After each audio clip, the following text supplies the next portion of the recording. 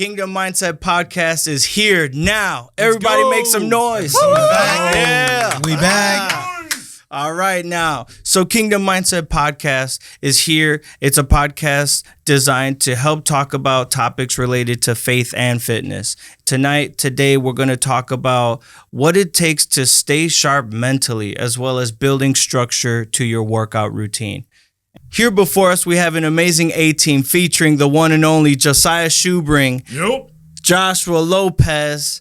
I'm Edgar Rios. I have my brother, Michael Rios, and Mr. Tony Trad. All right, so let's start this off with talking about staying sharp mentally. And Josiah brought up a good topic related to this. Anyone could kind of open the floor or the discussion, but talking about nootropics, right? So nootropics is something that I've had a little bit of experience with. I have, over the years, wanted to try to develop the mind and memory. I know things like memory issues have been an ongoing thing. As society, as we get older, we start losing our memory. We start losing thoughts. There's little stuff. I know even from my sketchy past, I always wonder, what damage did I do to my brain with all of that? A little bit of a party lifestyle. So nootropics is something that we've kind of looked up and done a little bit of studying on, and that I've actually tested some of the stuff on myself. People try to label semi-synthetic or synthetic drugs, pharmaceuticals, as nootropics. It's not really what nootropics are. Nootropics usually fall into the line of adaptogens, which fall into helping you with stress, helping you balance hormones, and support with overall well-being. So they're like supplements, right? They can be supplements, but they're also found in things like eggs, dairy, meat. A lot of that is like choline. That's where you find it. So different ones that I've tried. One is Alpha Brain. Everyone's heard of Alpha Brain. Rogan screams it from the mountaintops. I think he came with that Alpha Brain Black. He's like, it's a new Alpha Brain. And I've tried that. I've also tried. You've tried the black. I've tried the black one too. Oh, yeah, and really that was years ago. I mean, the problem with some of these supplements. I think the issue is when I take these, is that if you take too much, and everyone's different, okay? But if for me personally, if I take too much, it almost feels like it's doing almost an opposite effect than what you had. I actually end up feeling a little more tired, almost like when you come down from it. No, like I think even at like its peak, I guess you could put it. Like sluggish. A little bit sluggish, but also like a level of anxiety, or almost like I have the weight of the world on me. And I've noticed that it made me a little bit more stressed out. Now, I can remember your name, so that's good. Okay. And I can remember, what I had for dinner the day before, which I wouldn't, because sometimes I'm a basket case. But what nootropics to actually do and it's things like ginkgo biloba, or like we talked about Rhodelia rosa last episode. Yeah. That's also under the whole guide of nootropics too. That falls under that as well. Where I would stay away from would be the synthetic nootropics, as they put it. So things they used for ADHD, especially back in the 90s, working towards the 2000s, was stuff like Ritalin. And then Ritalin was only working short time, and then they switched to Adderall. Adderall's still around. Some people use it, but because of extremely how habit forming it is, and it doesn't, for long-term use, it doesn't do you any benefits as far as health-wise. It's basically speed. It's amphetamine. So in that, and you have these just huge peaks in dopamine rushes, and then you have, when your lows are low on these, they're low. Yeah. And they drop. So anyway, I wanted to figure out different ways to try to kind of work around a few of these that help me. You know, the more I get older, the more I want to study, the more I want to know. Mm-hmm. And that was one of the pulls for me for taking nootropics too. I imagine those like side effects that you're talking about probably people are prone to those when you're taking those pharmaceutical version nootropics, kind of like what you're saying about an Adderall, or Right. Yeah, well, here's the thing. So when I think about nootropics, and because it's not like a it's not something that your body necessarily needs to run on. So it's a little difficult to measure. And with that being said, everybody's tolerance is a little bit different. So those lows, like when you do, so I recommend, like, if you're going to jump into the world of nootropics, you're going to have to experiment for a little while, because I look at the dosages as recommendations, because you take them and it's a hit or a miss. So like kind of what we experienced with the Alpha Brain, sometimes we took it and it'd feel crazy. Sometimes you took it and it would, you wouldn't feel it at all. So it all depends on body chemistry. Yeah, right? yeah, body chemistry 100%. can vary from day to day. It depends what you ate yesterday. It depends how little you ate. It depends on how much active you ate. you are. Yeah, for sure. If you eat sugar, if you're a person that doesn't eat sugar, right?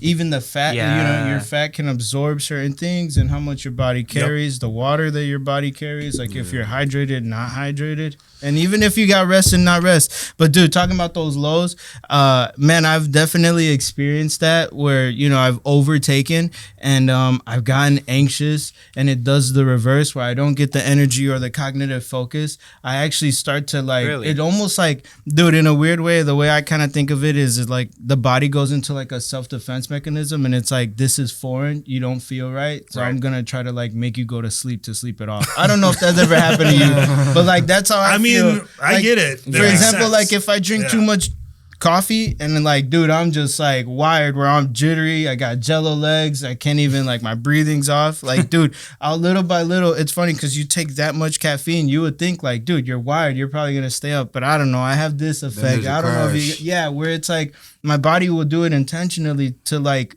wean it or like to chill out or like get off of whatever it is. And I noticed that happens the same like with a bunch of caffeine, and nootropics the same. Do you drink a lot of coffee? I do, however, we're gonna talk about we're gonna talk about this later. But for the fast, the thing that I gave up was coffee. This is, I think, a little bit in line with my exploration with nootropics. Like, it wasn't necessarily that I took it because I'm trying to like solve an answer or anything. I'm just trying to optimize myself to the like maximum efficiency and use as much dude, push it to the limit. If you have potential, if you have energy, if there's like a bunch of things stored up, how do you unlock that to use that to your benefit in your everyday life? 100%. And I think that's why I started to look into nootropics. It wasn't that like, oh, I'm foggy and I'm tired and I need that filler, or I need to fill in the gap. Now, I got curious, and I know that the body can carry things that or the body can push way more than we can understand. Like with energy in the gym. Yeah, dude, it's to an extent it's a mind game. Yeah, it is a lot of physical. When you're burning, when you feel the burn, you're burning. Yeah, and but your mind also can work against you, and sometimes where it's like you do got some more gas in the tank, it's like always working against how do you so how do you unlock that, right? So and I think that's what led me into my world of exploring with nootropics. But when I found out that wasn't really it for me, I really like coffee, and I really like the way caffeine gave me the edge. But it's like, you could come down, you drink enough water, it's like, all right, you'll pass that. But you go to the gym, you get right what you want out of it. There's hardly like there's no calories, right? If you make it like black coffee, it doesn't knock you out of a fast. So it's like it like checked all the boxes in the right way. And even like the pump that you give, dude, take a couple shots of espresso before hitting the gym, dude, you're vascular as heck. You start seeing veins popping up. I mean, I don't know if you guys experienced that too. You ever took the nootropics before going for a workout? Well, I used to do the Alpha Brain, and I was a workout. Well, I would take it in the morning, regardless, workout or not workout. I didn't go pretty much. So real quick, Alpha Brain is a mixture of mushrooms, and that's where they're getting their, a lot of the. But there is Alpha GPC. There is. Like in a smoothie, or it's a pill. It's a capsule. It's a capsule. So it doesn't necessarily 2 capsules a day. Yeah, it doesn't taste bad. It's nothing crazy. I haven't taken like that one for workouts, but I've done it when I've had to really crank out a lot of office work. I do a lot of computer design work, and so whenever I've done that, there's been days where I wonder if I'm like the conditions of my body are kind of in the right way to take that. Because there were some times where I took Alpha Brain and I was like really focused and really like able to knock out some things. And then there were some days where I think that I hadn't felt it as much, but it's really effective when you have a tall list of things to do. I've really done nootropics or have taken that. But Josiah, have you ever taken it for working out before? So I've taken it amongst other ones. So I took Alpha GPC by itself. In fact, I was just bringing it up to Mike earlier. I was at work and I was showing, because I work with the Rios' father. Hey, and shout out to Juan.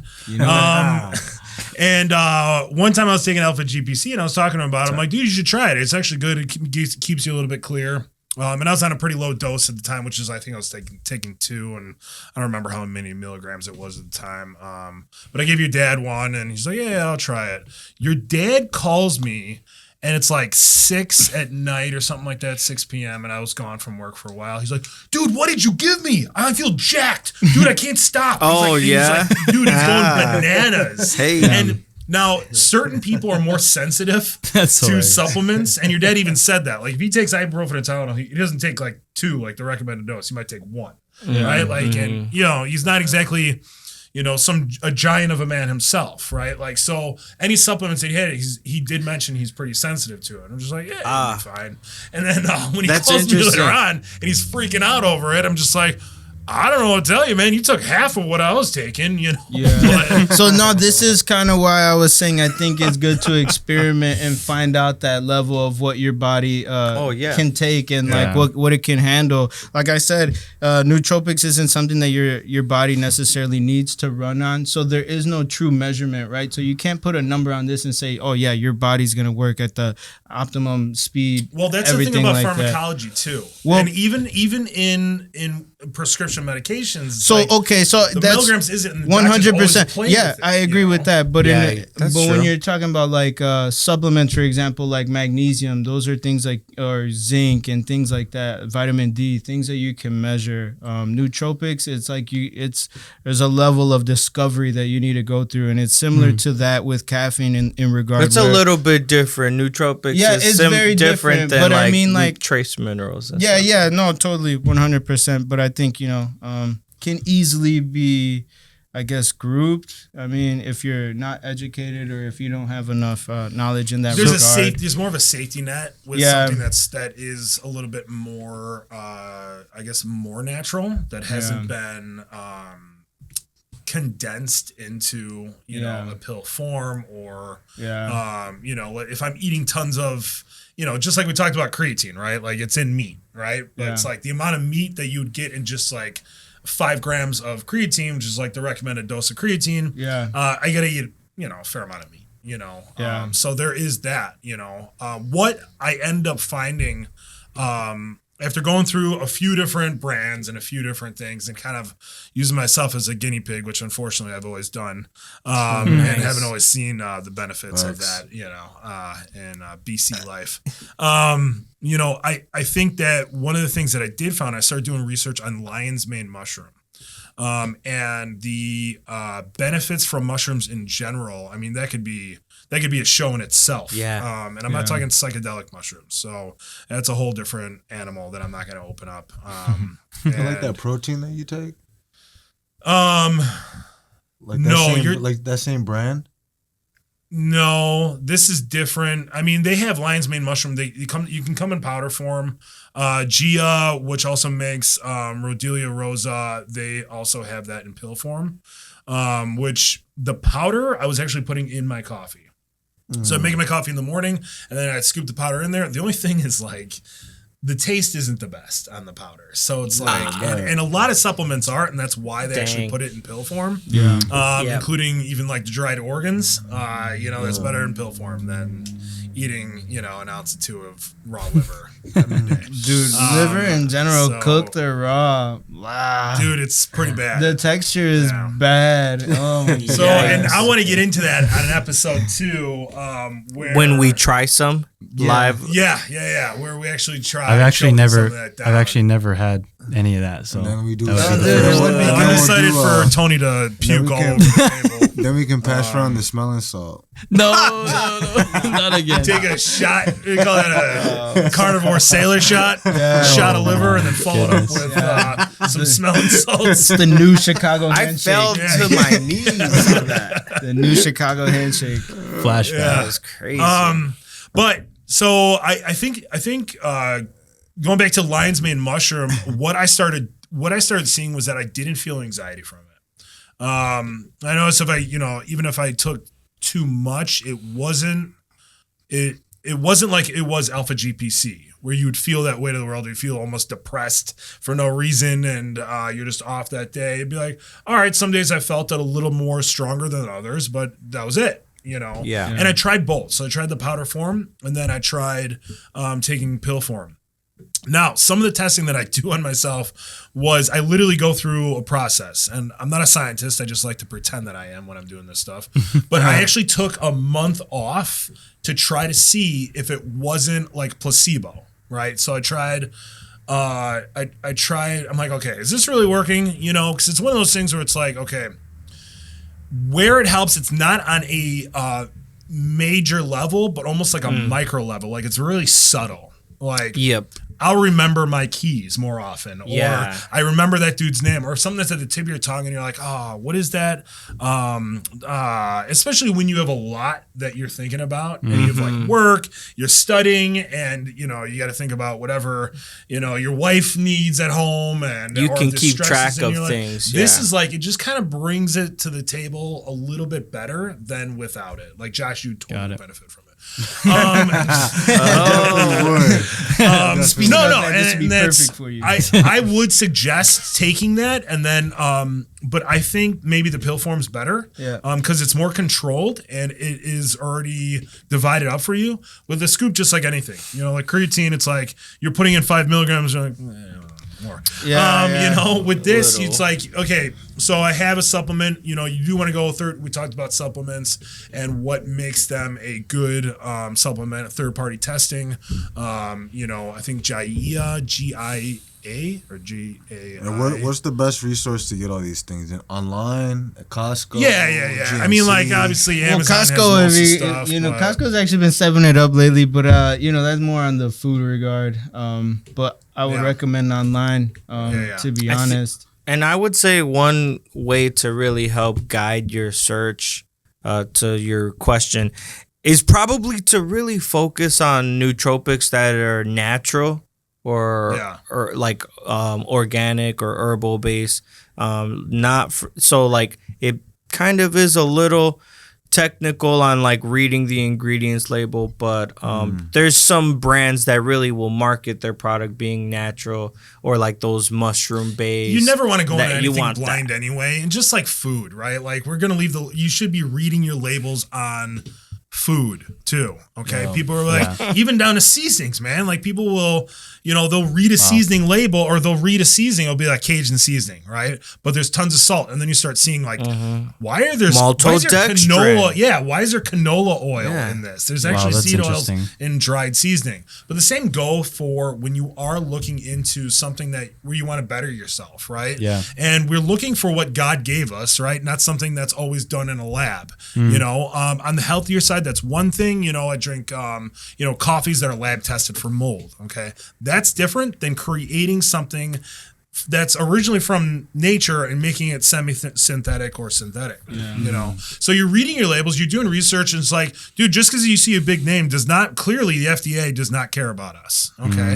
And obviously our boy is working on that, but like, regardless, it's something that you should be reading into. Anything that you're ingesting into the body that God gave you in the first place, you're doing that to better yourself, and you're doing it on a natural level, which we always support. We're not hating on anybody. If you want to be on gear, that's all on you. If you want to take, synthetic, support on pharmaceuticals, that's on you. But I obviously and will, to my dying day, suggest completely against that, especially being a former pill popper. Yeah. So, and so you see these benefits from these nootropics that are coming in, but everyone's different. Just like we were talking about, our chemical makeup is different. Yeah. Mike, your body's going to be way off from what mine is. Tony, I just hopped on one of your scales today, and I'm sitting 100 pounds heavier than Tony. Like, so there's literally a good chance, exactly 100 pounds. Yeah, like exactly 100 pounds. Yeah, so Tony that's crazy weighs work. one of my legs.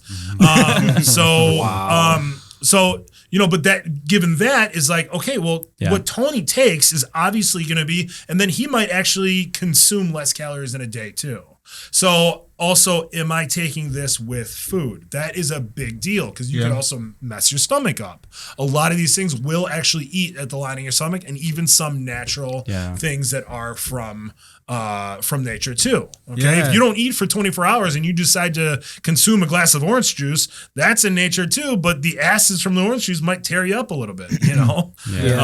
Even down to the sugars. If I'm eating meat, I'm on a carnivore diet, and then I'm eating a bunch of fruit that's it is high, like mangoes, that's higher in its sugar regardless, even if it's natural sugar.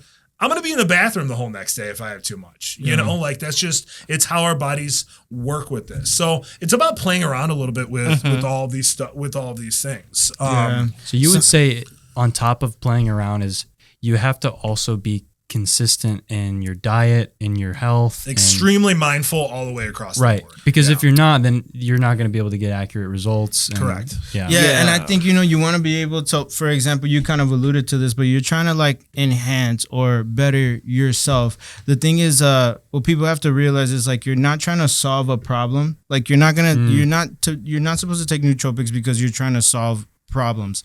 If if you got problems, you should probably get them checked out, or there may be underlying issues in regards to or related to other things going on in your body. So if you take nootropics and you don't have all these things in line, like you don't have a solid diet, you don't got a solid workout regimen, or you don't got solid workout routine, or just routine in general, and you're trying to take these and then you don't get the results that you're expecting, well, you might have other things going on. The problem is that you trying to use a nootropic to solve an issue that is existing, and that's not the point of nootropics. It's supposed to enhance. It's not. The point of nootropics is not that. With that, Huberman also suggests stuff when you're taking some of this, where there are certain supplements that you're taking that it's like, it's borderline, it's not synthetic or semi-synthetic, and even down to choline, where people don't overdo it on alpha GPC, which is essentially choline. Glycerophosphate choline is, I guess, the whole word for it. And I'm sure I butchered the living daylights out of that one. You can find that on the shelves at Walmart. Right. Just look for the label glycerophosphate of choline. But regardless, he talks about stacks. Okay. Huberman is a big fan of caffeine. So am I. But this is the deal. So you're talking about using this stuff before your workout and really relying. You don't want to rely on caffeine for your workout. Yeah. Right? If you can go without caffeine, then do it. Okay. But caffeine, there are really good. It's next to creatine. It's one of the most researched supplements out there. Okay. It is natural. It is found in nature. It is derived from, things like green tea and obviously coffee, which is not coffee beans. It's actually a fruit. It's a seed. Some people get that mixed up, but I digress. So they, but what they saw was stacking. So a lot of stacking. If you stacked Rhodelia, right? And I am drinking a cup of coffee with Rhodelia rosa, it actually enhances Rhodelia rosa. If you take caffeine with alpha GPC, it's actually enhancing alpha GPC. You take it at the same time. You take it at the same time. Yeah. Within 40 minutes. So I don't know if you've also noticed, as you start to look into into nootropics, some of them, not a lot of them or all of them, but some of them actually mix a lot of nootropics with caffeine. Caffeine would be one of the elements in there, because including pre-workout. Pre-workout. I mean, it pumps blood flow, all that stuff. Yeah. So pre-workout, post-workout, both. I would always go pre. You can do it later on in the day, but just like anything, you always want to separate, because just like anything, your kidneys, everything filters through kidneys and liver. So just like if you took Tylenol in the morning, and now that's obviously a little more extreme because it is a full chemical, but just because it's natural doesn't mean that your body doesn't need to process it regardless. Yeah. So going through your liver, try to wait 8 hours before it. Okay, so like this morning, if I took Rhodelia, then I would wait 8 hours before I'm doing it. But most of the time I don't need it. Usually it's because the bulk of my day, I still need to use this. Oh, yeah. And what happens, what is like, basically across the board, and another thing that Huberman talks about too is when you're really pushing yourself hard in the weight room and you got a hard workout that you put in, you're doing like an hour and a half, which really technically, scientifically speaking, you only need like 45 minutes. You get a little cloudy. Yeah, but you know what, man? You ever notice the first 30, 40 minutes is like warm up? Well, you had that, you know, and that's, I don't think that counts. Yeah, right? I don't ever think but it counts when you're actually either, pressing like yourself, workout, you got to think that your brain is a muscle as well, right? Mm-hmm. But it actually takes away. And I noticed when I actually destroy myself in the weight room that morning, then the rest of the day, I'm an idiot. Like I actually feel like I've dumbed myself down. Well, so I think it men- actually takes away from the mental capacity. Yeah. But things like Rhodelia rosa actually helps keep that up and for hours afterwards because of the dopamine level. And then you combine stuff like that. And he also suggests taking cold showers or cold plunges on top of caffeine and this, and actually sees results beyond that. In fact, cold plunges, which we'll do another show on as well, it actually it blows any of these nootropics out of the water. Wow. So the dopamine levels actually last from 4 to 6 hours after you've taken a cold plunge. Wow. That's how much it wakes you up, and even And that's more just caffeine. Natural, like there's Just as natural as it Ice can and get. water, But I mean. for anywhere from, I think it's a minute if you're going cold plunge in a tank, and it's up to 2 minutes getting underneath the cold water in a shower and making sure it's underneath your neck, because you actually have brown fat that's stored, and it's not the same as regular fat, but what it actually pushes to brain function is the brown fat that's in your body. And you can look up all that. There's studies on cold plunge as well.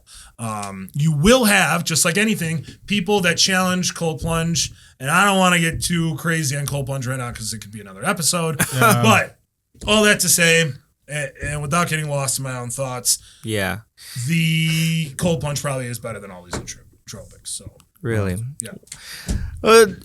Nevertheless, I think one thing that we're talking about here is that under the right conditions, nootropics can really benefit your body, more specifically your mind. But we should carry the conversation to another topic that's pretty meaningful. In fact, we're actually coming out of a pretty significant season for us, spiritually speaking, and that's actually a season of fasting.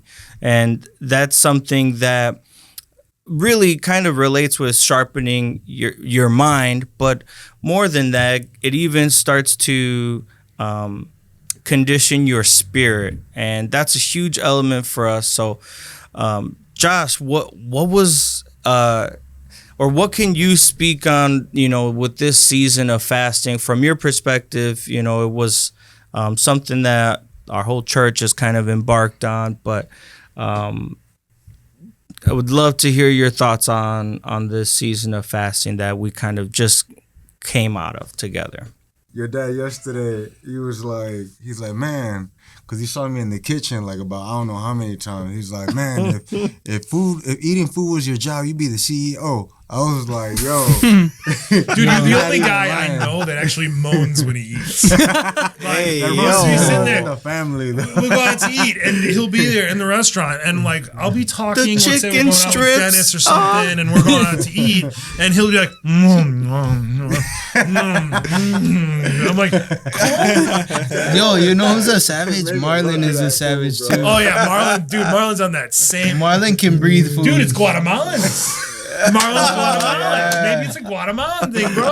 Shout out Marlon for the real. race card on this one, but maybe, just bro. maybe. Chopping. All the choppings.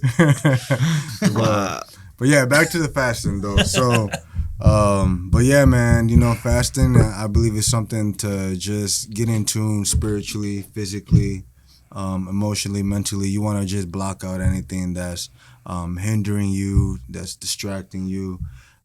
Is to refine, to grow, just to really lock in with the spirit and with your physical self, you know. And so that's my take on fasting. Nice. There's something about abstinence from something that actually helps build your spirit or build you in general, you know. And you can really relate that to even, you know, the gym or dieting or something like that, you know, where people used to kind of like, they used to bash fasting.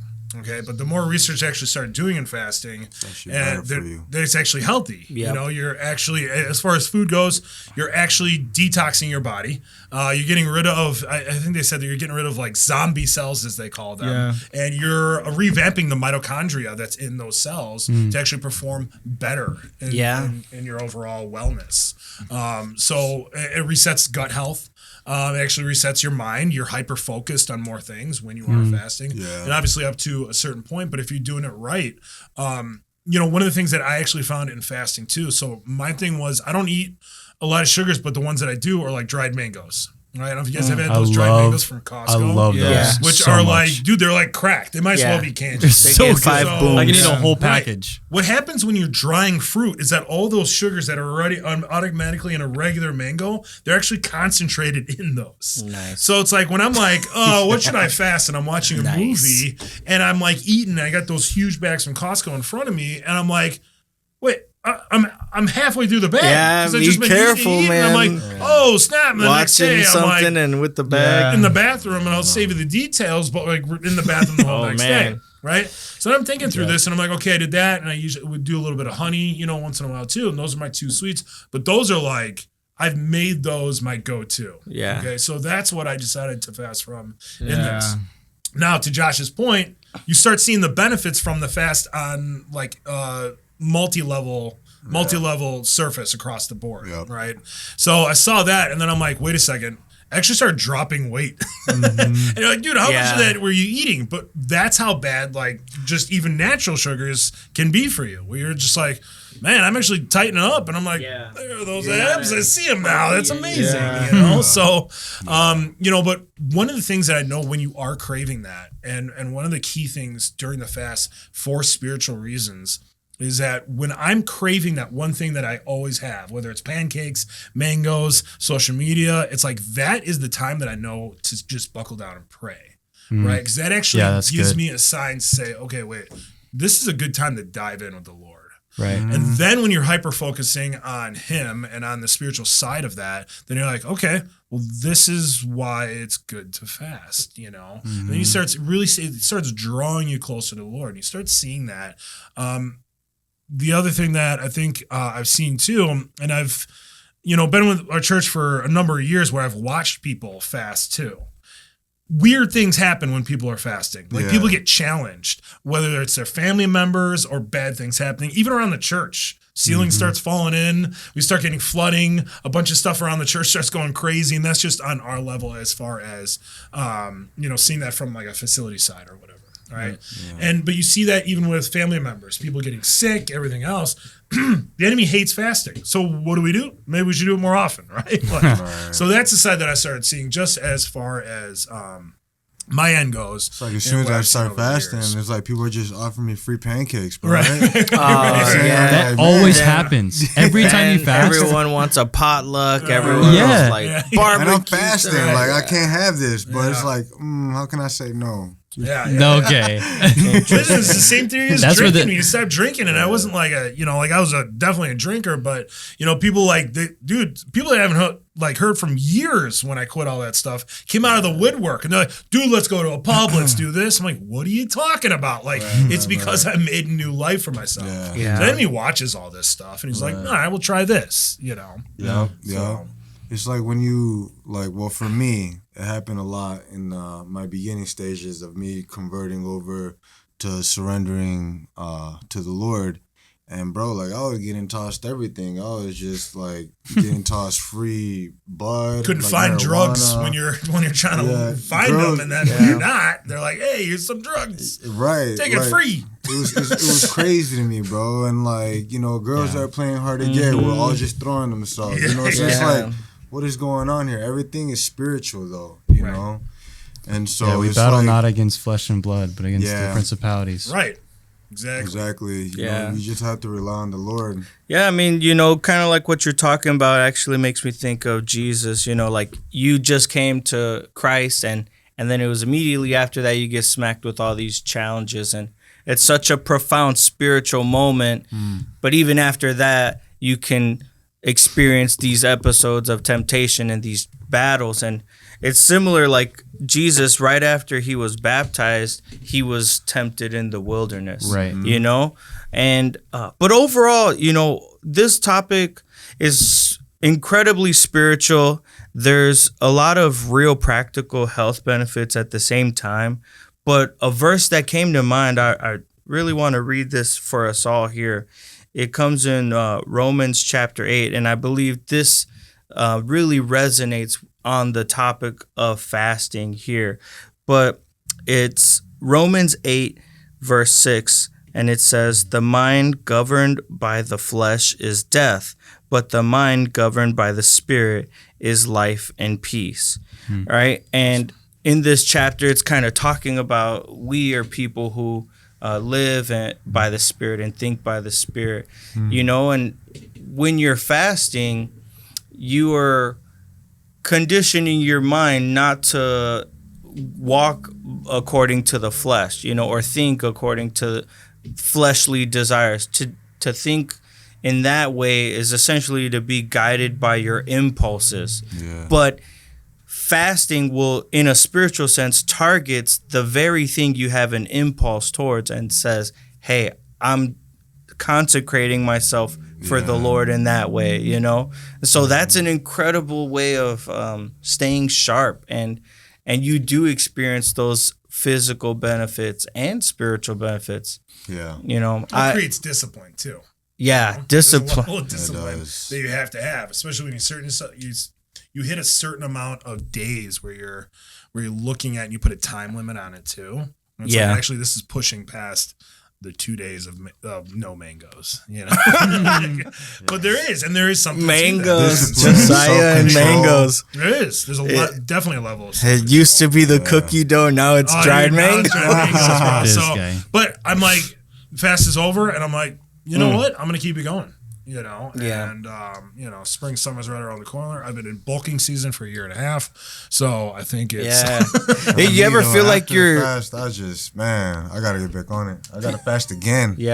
no, but fasting for 21 days, you ever feel like your taste buds kind of reset? Oh, for sure. Yeah. Michael, you were talking about how you fasted coffee, right? Actually, Yeah. So that was what I gave up. You know, whatever. I had to think about, you know, what was something that like is I give a lot of myself into, and it's funny to say I love coffee. You know, make coffee any time of day. Can drink several cups of coffee. You know, the beginning of my day, I had this thing where I was doing 4 shots of espresso and a little bit of water. woo! Yeah, that was just to start the day, and then when I got to work, I'd make like a cup or two. And you were just even out, not even geeked, right? Yeah, no, dude, and it was just like coasting, you know. And it initially started. It was funny because, you know, I was a late bloomer to coffee. I was one of these people. So that, you know, Edgar, he makes coffee like he's been for years, like since I can remember. You know. Oh yeah. And I was like one of those guys that One like, day, for man. forever I was in denial that I would ever drink it. I didn't like the taste, you know, and I don't know, wasn't really into milk and all that. So I'm like, why put milk in it? I could just drink hot chocolate milk if that's the case, if I'm gonna do all that. So I don't know. I started doing it for workout, trying to just get the edge. I didn't like pre-workout and sugars and things like that. And, you know, I didn't want to start taking, I was, you know, really big into natural foods and natural just sources of energy and everything like that. So I looked into coffee as, you know, a natural source of energy. Dude, I started taking it in the first cup. Or first week, I would say I was hooked, and the workouts weren't the same. But not only were the workouts, going to work wasn't the same anymore. Skateboarding, talking to people was not the same. Coffee's Like, a dude, drug, you sound bro. like you took psychedelics, not dude. coffee. Well, here's the thing, and I'll say this, you know, I was seeing drug. things, man. yeah, dog. I'll say, Butterflies and rainbows No, and weird trails. tripping, right?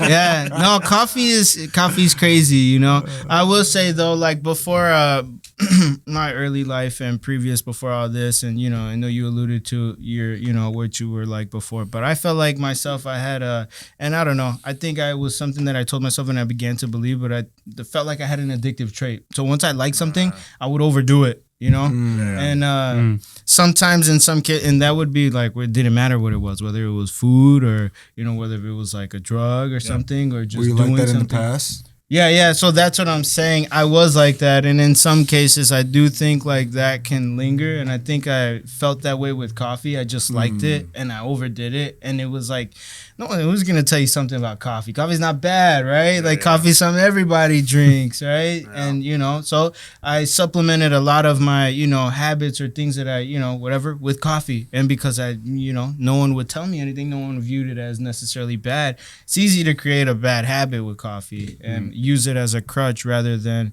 that enhancement that, I was using before. Like, I use it for working out. Now it was like, dang, I didn't even drink coffee before the gym. Now I might turn around. And there's a difference between addictions. There's a difference between Yeah. addictions and habit forming. Yeah. And I've noticed the key elements in that, and it's like, well, okay, it's not at the level where it's an addiction. Yeah. And there is a difference between habit forming and addiction. Yeah, and 100%. This is, doing this fast now is not the first time that I've stopped drinking coffee. I've I've taken breaks for like a week or two, XYZ. And yes, I do go through those periods of headaches and, and it's funny. You guys are talking about like battles and stuff.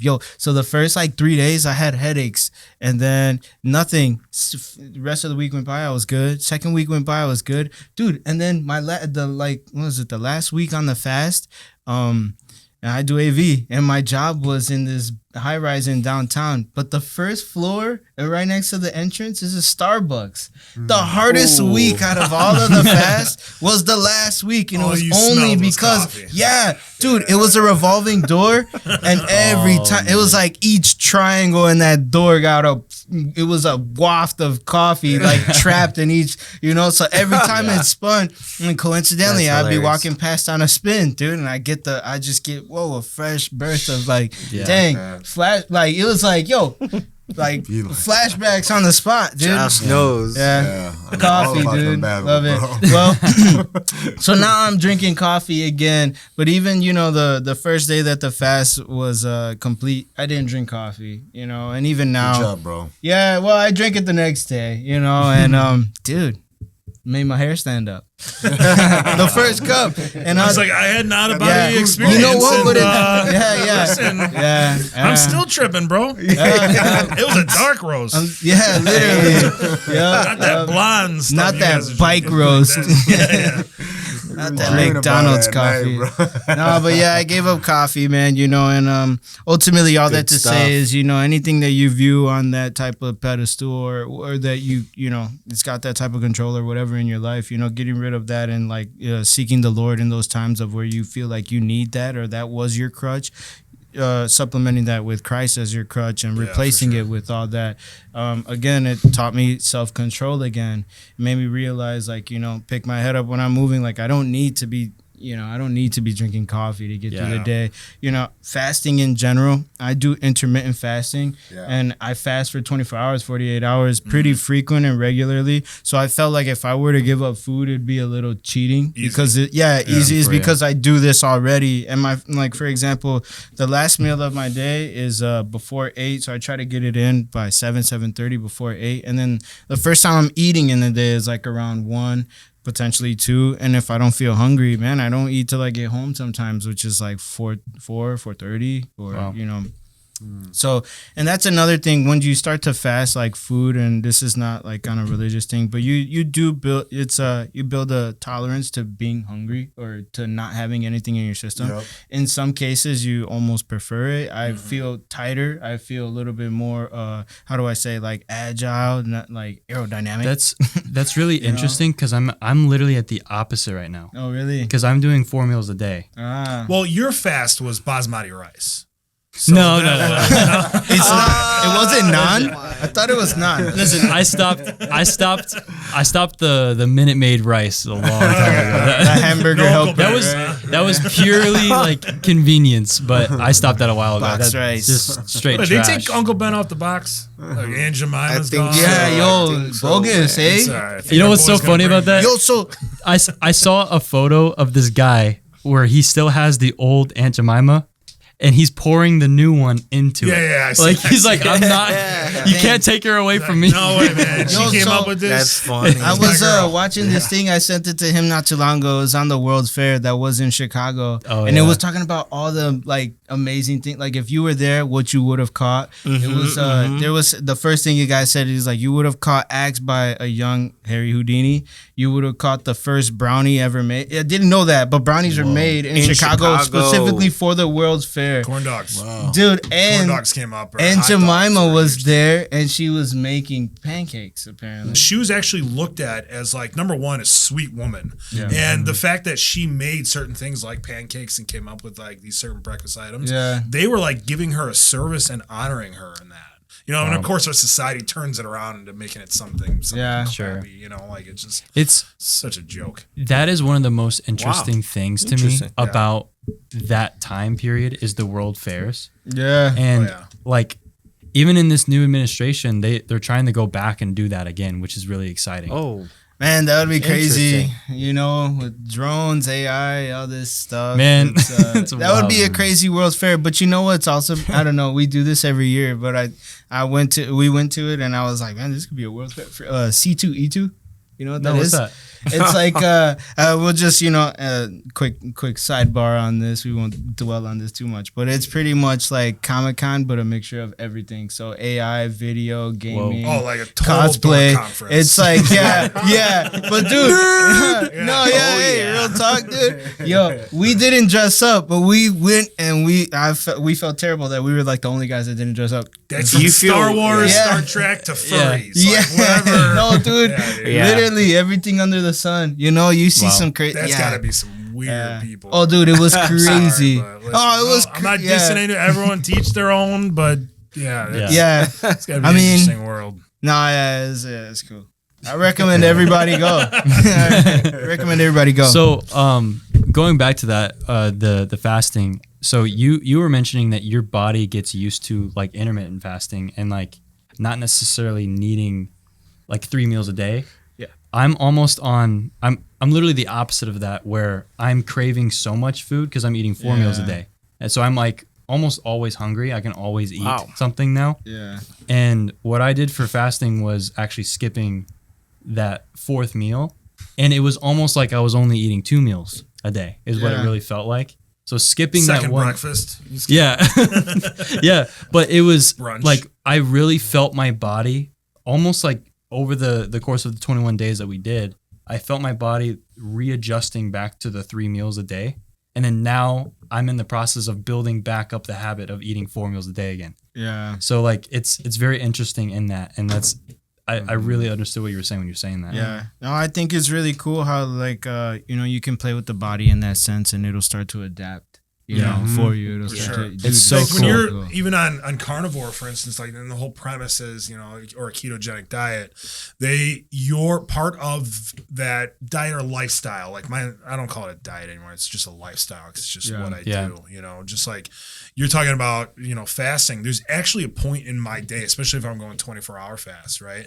And it hit a point where I'm like, dude, not only am I not hungry for food, but it's almost like I feel so empty that it's producing energy in me. And I feel like almost like I drink a cup of coffee and I'm like, well, I feel wired right now. And it's like a few hours before I normally eat. And I'm like, holy cow, man. Like, and the body starts picking up and it's really interesting. I'd love to dive into that sometime too.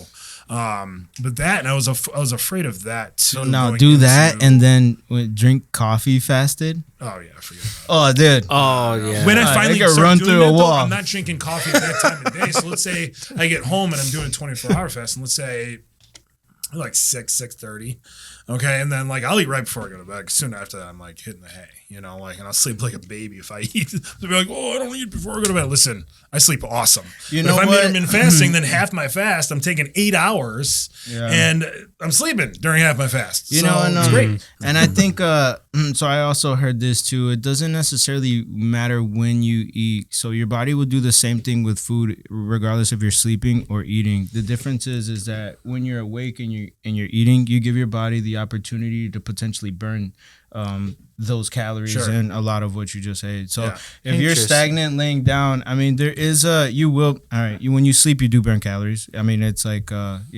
cents on the dollar. My to- Apple Watch tells me I'm burning calories. yeah, right? but you So, know when you like, I mean, so those I don't know, calories, actually, But the But- rate at which yeah, you're at burning, rate you're yeah. burning Sure. is like cents on the dollar to being Yeah, awake. You you're know, moving when you're around, of awake, you're course. walking, all that stuff. Sure. So you give your body the opportunity to burn it. So it's not a bad thing. I will say though, if you're an active person, and you got a good workout regimen and all that stuff, I don't think it necessarily matters. But however, if you're a person that doesn't have all that and you're trying to lose weight, I do recommend not eating at night. And you'll be surprised, just changing that one timing in which you eat, you might even see, you might start seeing differences in the scale. Sure. No, and I completely agree with you. The Yeah. reason why I specifically do it that way is because I've noticed that if my last meal is like an hour before I go to bed, right? Like 45 minutes maybe. But even if it's that, then I will sleep better than on a pure empty stomach. Oh, you think so? Yeah, I know so. It's- Because I tried moving it up to where, okay, like it was like 3 to 4 hours beforehand. And I wasn't sleeping well at all. Mm-hmm. So if I am, doing the intermittent fast, and you got guys like Paul Saladino talks about this, and a couple other animal-based or carnivore guys too, where they will eat right before they go to bed, but it's not always just to lose weight. It's for the benefits that you're having from fasting regardless. So you're talking about just as far as people that are looking to burn calories, and I'm talking about just actually for gut health, like actually inside Oh, yourself, yeah. like resetting the gut. So if I'm going for that, which is ultimately what I'm going Dude, for. 100%. That's And you that could should- lose weight from Yeah. resetting your gut and getting good gut bacteria in there. Also, it's obviously Yeah. a benefit of, immune system boosting and, disease preventative, getting your gut bacteria, Yeah. right? And that's a big part of fasting. No, as so well. with that being said, how you break the fast is super important. So, Right. we talked about it a moment ago, but when you fast, you get rid of a lot of, or your body starts to kill off a lot of these bad bacteria, Yeah. but Right. then it'll start to create the good stuff. Right. When you break your fast, that good stuff though, it stinks, but it is the truth. It can easily be ruined or die depending on how you break your fast and what your body start to take in. You can reintroduce a lot of those bad bacteria back into it. So when you break a fast, you want to do things that can feed that good microbiome. So You don't want to start with sugar. Yeah, you don't want to start Like with that's sugars. the last thing you want Yeah. to do. Bone broth or something. And like even that. even that, I also heard recommendations in regards to trying to eat something that incorporates somewhat of a probiotic, something that can feed that bacteria. Sure, like yogurt, So kefir, yeah, something so along like those a lines, yogurt, yeah. I even heard something about sauerkraut and avocado being like a good first meal. Which, Yeah, that's not something that I would want to eat. Hey, dude, I know it sounded crazy, would right? wanna Like But- if I have it in That the would- meal where I'm dealing yeah. with other stuff, like Yeah. eggs or meat or something. Yeah, but with like, eggs or something, man, you know. sauerkraut coming back from not eating of 16 hours. Yeah, no, yeah, that sounds sour as heck. Yeah, that sounds crazy. But how you break the fast is important. I mean, it's Yeah. not fun, right? But that's That's part why I of called it. it breakfast. Yeah, yeah. You know that, right? Like the reason they called it breakfast because you're breaking Breaking a fast, from yeah. not eating overnight for 8 Right. hours or whatever Wow. it was. So Yeah. That's fine. I didn't know that. And what you eat Yeah. before you go to sleep will determine, or it plays a big role in how you feel waking up. Right. So if your last meal has a lot of starches, carbs, all that, you prepared to wake up and feel hungry. Man, I have a confession to make. Almost every single night, I have just like you. I have to eat something before I go to bed. Reese's Yeah. peanut butter cups. No, I stopped that too. Yo, I had I a used to kick be on bad. I've seen cereal. Tony's garbage I can. did have a Look. kick on cereal. for real. I used to be bad. so bad with Reese's, but I still do love peanut butter, and I frequently have peanut butter sandwiches. Frequently. Dude, it's the bread. I mean, peanut the butter, bread, bro. sugar, Wow, and you're all really, that. You're really eating like a man, aren't you? Yeah. Peanut butter sandwiches. But huh? do you ever notice that, like, regardless of how much you eat at night and you're full, you'll wake up and you'll still be hungry? Yes. You know, it's funny because It's like, well, then I just yeah. eat a lollipop. Nah, after well, that. yeah, Eating like facts. a grown adult is. Yeah, Breakfast of Champions, literally. For sure. No, but you know, it's often if you start to like look into sugars and stuff, it's often related to like as a drug, you know. So your Yeah. body will start to look for that and all that. I'm you know, always hungry. Yeah, I'm telling you, it- like in the morning, nighttime. yeah. can So always eat here's the that. thing. So stop breaking a fasting, fast, boy. you know you want to ideally stick away from sugars because the second you introduce sugars into your body will immediately choose that over ketones on what to run for energy. Yeah. So this even the slightest bit of sugar, you know, you introduce it, your body's like, oh, we're going back to normal. So I'm gonna do that, and then any fats that you try, you know, all right, no, I'm gonna go back to the. It's crazy ketones how and quick fat. it resets. Too. Yeah, dude, it won't use those fats for energy because it like you know it thinks you're Damn. trying to do that. So. Well, that's what they say, even on carnivore too, if you're eating carnivore animal base, is that you should be pulling from the animal fats, stuff like butter, stuff like beef tallow. Right. That should be your source of energy instead of carbohydrates. And your body actually adapts to something like that. Yeah. Where if I'm eating a ribeye, dude, I'm not eating like a London broil or even a New York strip unless it has like a fat cap on it. Yeah. You know, and that's important because that's where I pull my energy from.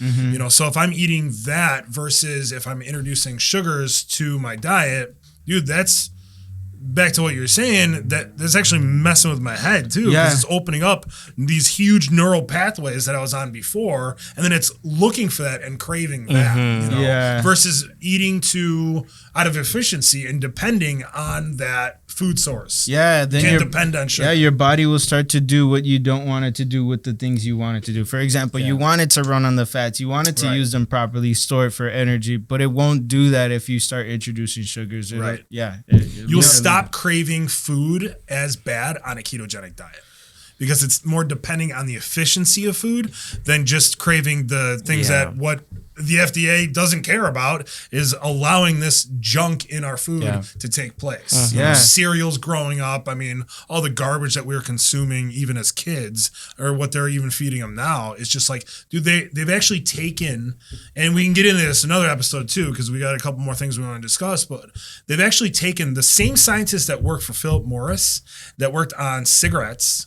They took those scientists, and when cigarettes were like starting to get like warning labels and they still came with the series, they took these scientists and moved them over to the food industry. And it was the same scientists that made cigarettes addictive and now food. Wow. And they started adding these chemicals in, what's more beneficial Yeah. for the companies by getting It's them crazy. to rebuy. And Yeah, it's like, that is man, I'm walking wild. through a store, I'm like looking at it now that I've been doing this for almost 3 years. I'm like, everything's garbage. Yep. Like everything is garbage. Yeah. Go to the grocery store and the shelves, yeah, it's loaded with garbage. Read your labels. Like, and Yeah. I can't stress that enough, just like we were talking about earlier about the supplements. Read your labels on Yeah. all that stuff. Yeah. So even from like a health perspective, I think we're all probably in agreement with this, but fasting is a good thing to do. Yeah, not just for spiritually speaking, but for a health reset. I love what you were saying about resetting the gut and Yeah.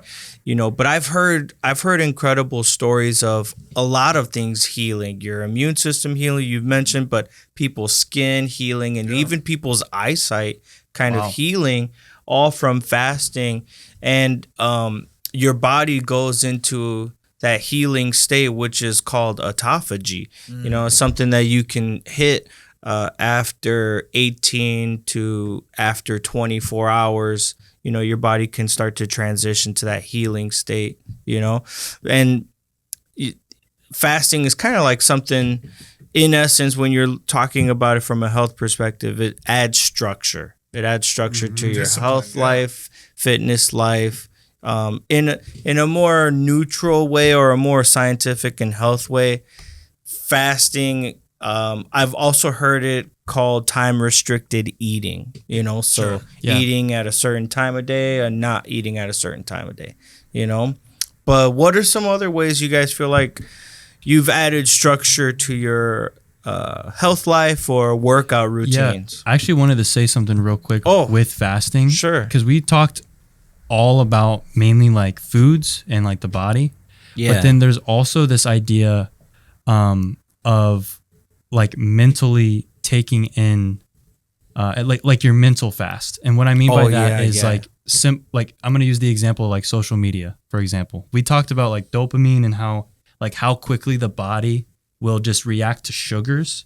like once you put away sugars and then you immediately have that one little taste of sugar, then it's like, oh, we're going back into this. It's the same thing with dopamine and how your brain reacts to like the instant pleasures of social media. And it's crazy because the way that social media is designed is for you to be addicted to it. Just as you were saying, like cigarettes, Crazy. the people that were there were then transferred over to food.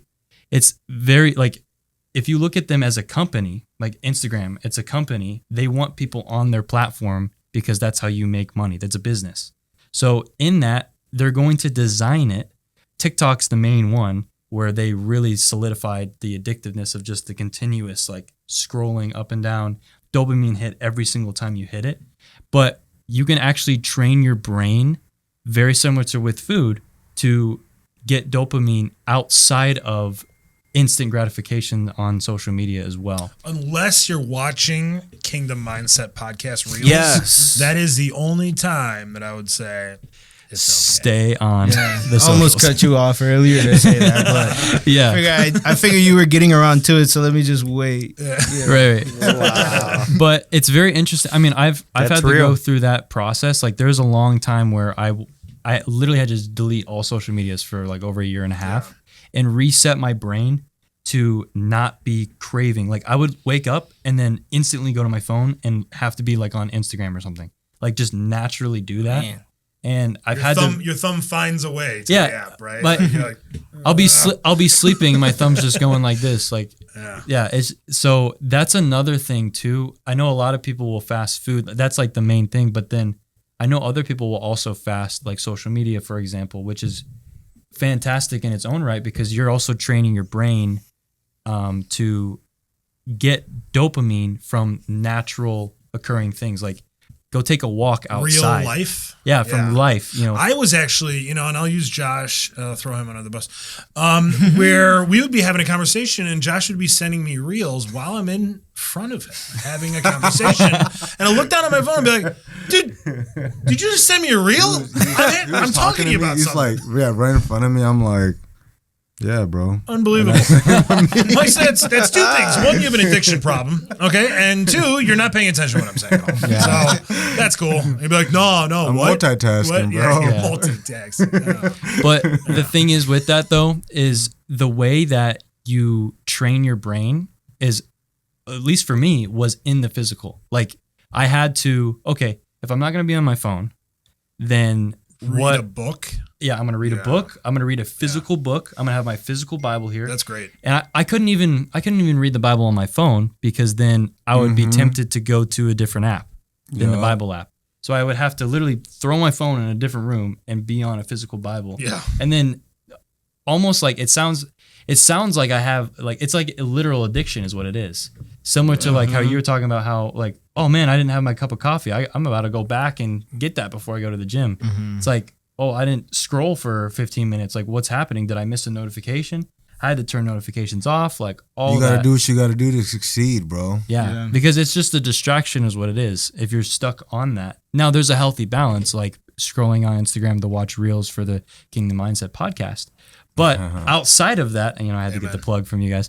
Outside of that, it gets a little, it's distracting is what it is. So I find myself being in the physical, like you said, with the book, but then also going to the gym, experiencing that kind of dopamine rush rather than experiencing it from an instant gratification. So just finding the things in life that are long lasting rather than instant and then fading away. Yeah. Iger, you were bringing up structure, right? Yeah. Okay. Yep. Well, that's good to segue into even like workouts, right? Like we obviously that's a topic that we hit quite often, and we're not gonna stop because that's something we all kind of live by here. So, Edgar, you were talking about as far as bringing up what structures in our life. Now we can start segueing into the topic of workouts too. Yeah. Bringing structure into your workout routine, and it's something that fasting really relates to when you think about it less spiritually, more health perspective. some things that have really helped me when thinking about structuring my workouts is really like going in with a plan, you know? Yeah. I think it's sometimes hard to have that baseline strategy going in, but you know, when Michael was really inspiring me to jump in on the fitness journey, I really wanted to kind of go and just back him up with tag team on the bench press and, you know, wherever else. But real gains didn't come until I started to bring structure to my workout and started to track like, okay, how much can I curl right now? And then track that over the next couple of weeks. You know, tracking, I think just even taking note of how much can you lift today and tracking that over. That's something that I've wanted to, that's something that has been powerful for me structuring my workouts, you know, tracking. You have to go in knowing what you're going to do. Like, it is a win, yes, to show up. That's the first win. But then if you show up and then you don't do anything, then, like, you know, what are you really doing there? So you have to have a plan for what you're doing in the day to be most effective. So similar to how we were talking about with nootropics, like you can go to the gym and that's great. And you can go on the treadmill, you can do all these other things. You can be hopping around on all these different machines. But if you're not enhancing your time by writing out a schedule or, you know, copying a different schedule from personal trainers or whatever it might be, then you're not going to get the most out of your workout. And that's like the most important thing. And then even for me, I guess I haven't even shared this with you guys yet, but I actually have been going with a personal trainer recently. And he's been, and it's been for a couple of reasons, but number one is literally to get the structure because, you know, I can do the research on my own. I can, you know, I've learned a lot from you guys on structure and like what workouts are good and whatnot. I've been blessed with having a guy who gave me a big discount on doing it. So I'm like, you know what? Why not? Let me get this structure from this guy who's going to write out all the workouts for me, tell me what to eat, all these things. And in that, I've seen massive growth. So I'm 100 pounds less than you. You're 100 pounds more than me. But just over a month ago, I gained 15 pounds in about a month and a half.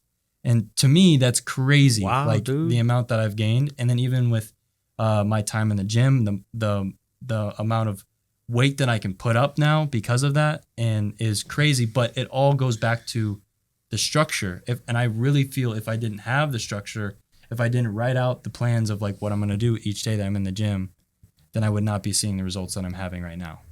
You know, so. Yeah, That's good, bro. I've been pushing myself this year.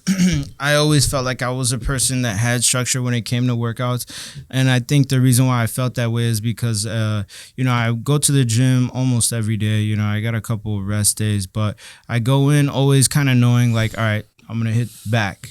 The next day I'm going to do chest. This is just hypothetically speaking. This is not the order in which I work out. And the next day I'll do legs or the next day I'll do something else. But I'll never have like a set, okay, I'm going to go here and specifically target this. I'm going to go to the pull-up and then specifically try to do this. Or I'm going to do rows and specifically. Now, it was always like every time I went in, I knew I was going to do back. So I'll just do a bunch of like back things. And then, you know, I know I was going to do chest and I'll just go in and do a bunch of chest things. But I mean, like, you know, now I started to incorporate real structure where like I go in and know I specifically have to do certain movements because I'm trying to achieve a specific goal out of these movements now and incorporating that structure.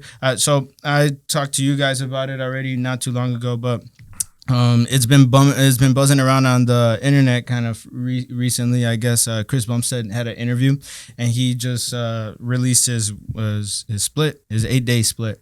And it's a pretty interesting one. And I got a little motivated and I was like, well, this guy must be onto something. He keeps winning all the time, you know, Mr. Olympia. So I'm like, let me see what's to it, you know.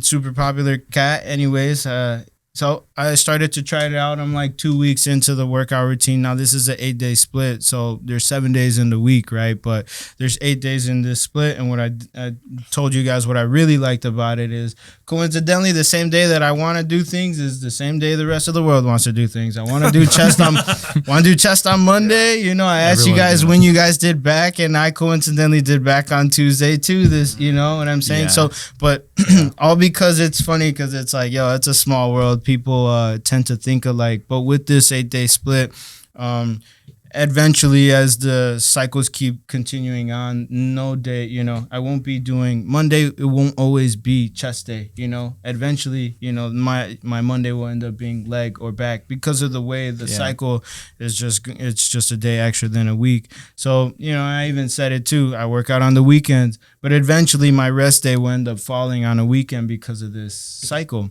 which is cool. You know, like for once I can wake up and not feel bad that I didn't go to the gym. You know, it was part of the schedule, so it was planned for, and not, you know, it's a mental thing too. You know, I think that's also another thing. You start to feel bad when you don't go to the gym. I don't know if you guys ever like that. Dude, I didn't go really. I didn't go this morning, and I'm like, dude, I get cranky. I start to like really, you know, and I have to apologize to my wife. You know, well, it's just like anything, man. I mean, they say that even what is it like when you start stressing the muscles and the good stress, right? And you start even the contraction of the muscles release something called hope molecules, which actually help produce a better mood. Right? Yeah. Wow. And I even had my family, That's you know, wild. family kind of get on me a little bit, and they're like, "Okay, so what if you don't have the gym?" I'm like, "Stay away from me." Yeah. Like, I don't tell you, like just, you know, but there's rest days too, and that should carry over. Yeah. Right. So if you kill yourself one day, then the next day you should. Okay. Yeah. But what they've seen, right? Now you're talking about 8-day split. Yeah. Now, Tony's workouts should be and will be different from yours. Yeah. Right. And yours might be, and obviously that does come down to a few different things. One of it's goals, right? Mine was powerlifting, I was strength training. Yeah. Right? But I've also seen in myself over the years, and again, using myself as my own guinea pig, I guess, like as my own test subject, that I can't compare my workouts to, you know, another power lifter. Okay, because his days look different. Again, we go back to body chemistry. His body chemistry is different. To Mike Mensa. He might, Mike Mensa, where he might, you know, he suggested Josh take a month off. But that might have worked. Now, we do see a correlation between taking breaks, and we brought this up before when we were having you know, offset conversations about this, where legs actually see a benefit of a longer rest day. Yeah. And a lot of that has to do with how big the actual muscle is. And it's the biggest muscle in the body, so it does need more rest. Yeah, dude, 100%. Think about that. And Yeah. some of the biggest injuries in the gym are also shoulders, okay? Yeah. These guys will get in there and they'll start doing these shoulders where they are going heavyweight. Okay, and then they wonder why they have a shoulder injury, right?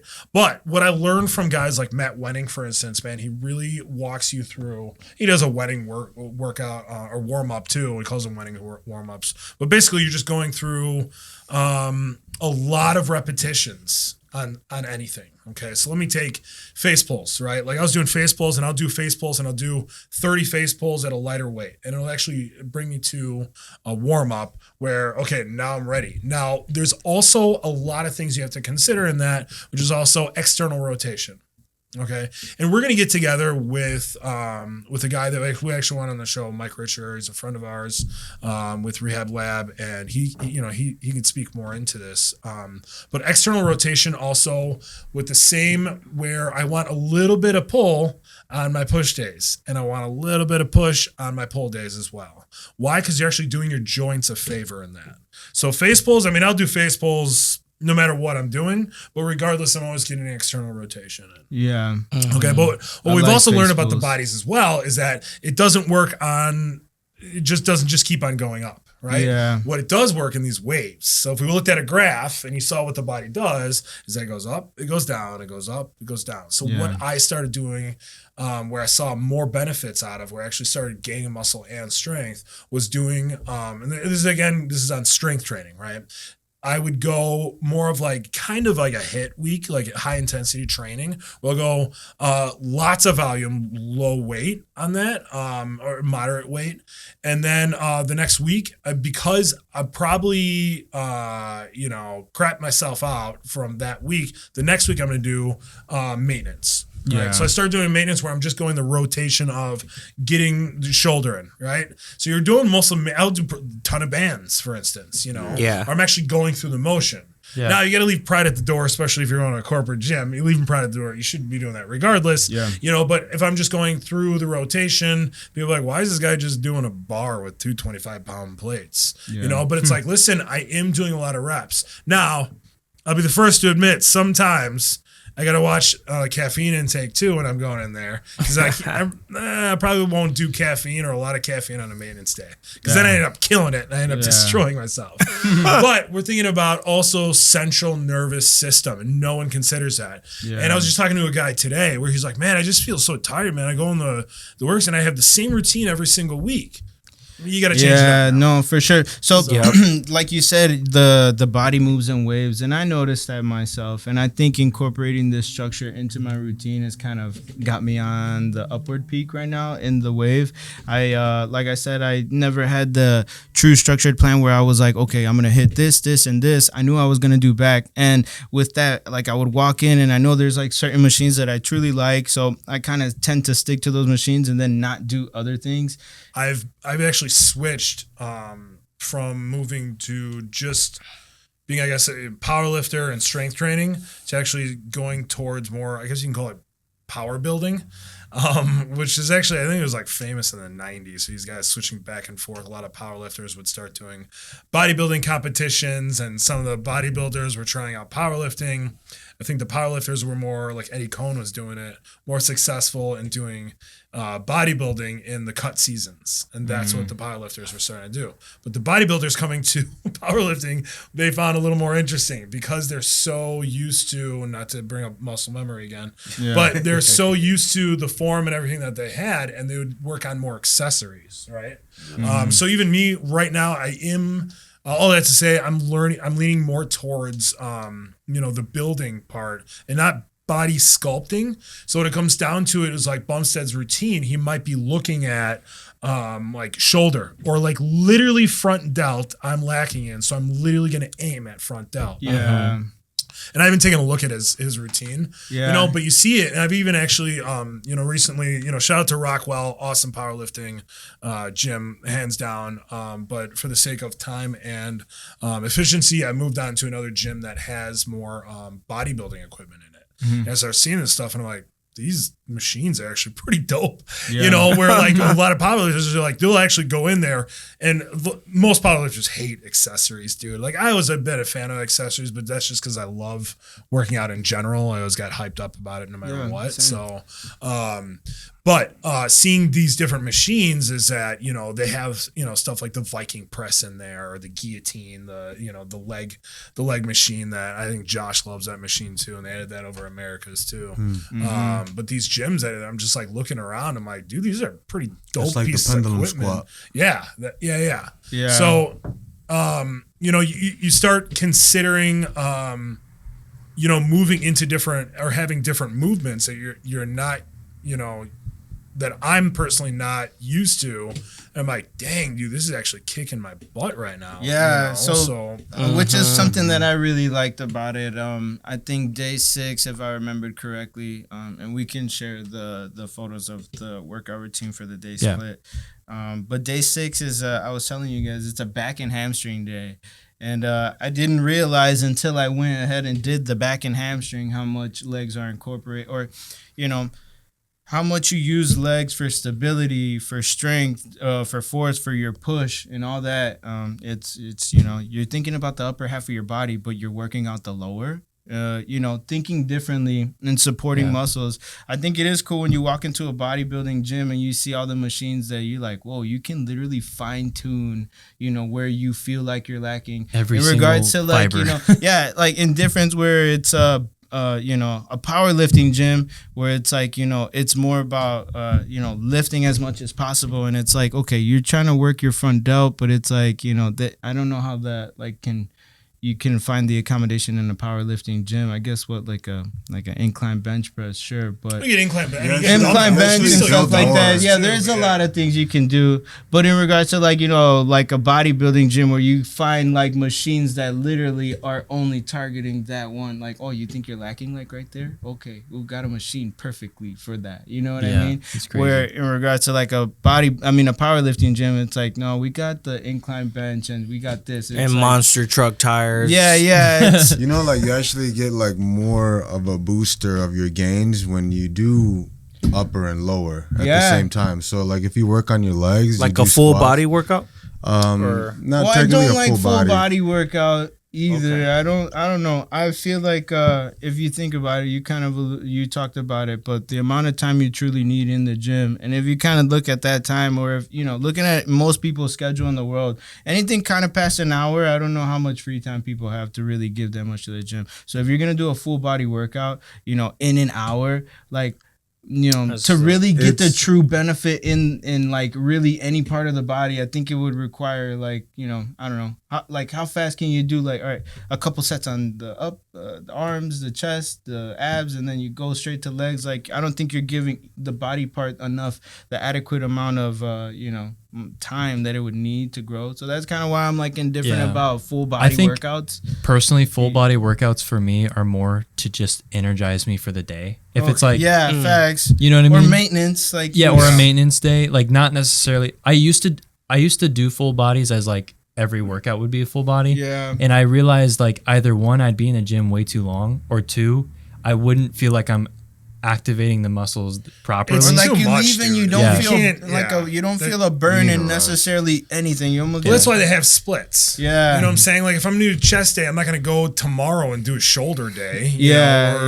Like I try to incorporate, triceps in a chest day, right? Or Yeah. push day. It's like, because that's what I'm using. And same with back and biceps. I try to incorporate the two. Right. Now, if you're just trying to aim on arms, be like, oh, do you do an arm day? No. Like I'm getting that Yeah. from back. And you shouldn't just target, like, unless you seriously want to bulk up your arms, then you can concentrate or do those first, though. You know what I'm saying? So if I want to concentrate on getting biceps in and I want to maximize my biceps, I'm going to push that. I'm going to put that in my back day. Yeah. So I'm doing the pulling motion Yeah. anyway. Yeah. And I'm going to do that Yeah. first. Rather than if I'm focusing on back more than biceps, I might end in biceps, which I usually do. Might have a little bit of, but I might start with biceps. Yeah. And then back. Something, Man, here's something to try really quick before we move too far from it. But I started to do this. I kind of watched some science-based lifters. I think it's pretty interesting to hear their perspective. But where you throw your pump first on your body can kind of help you do something else. For example, like I do like a bunch of pull-ups, but if you guys do pull-ups, try doing a couple curls, like bicep curls. Get a pump in your bicep, give it like maybe 30 seconds, a minute or two, rest, and then go do pull-ups. Dude, you'll be surprised. You may even hit double what you potentially were Really? doing before. Dude, it's crazy. wow. On the bench, dude, do like a couple rear delt flies. Get a little pump in the rear delt. Give it like a 30-second, 2-minute pause. Go hit the bench. Dude, you may hit a PR. I don't know. It sounds So in powerlifting, they're actually kind of fans of that, and especially when working on your bench. Yeah. I'll incorporate, like, I'll actually grab 15-pound dumbbells, Yeah. and I'll sit forward and do flies for the rear delts Yeah. every single time. Dude, and so I'll do good. it in between sets too. Yeah. And for sure that matters. Not just that, it's actually something we call a static pose. Yeah, dude, try static with pause. Try it with the pull-ups. I'll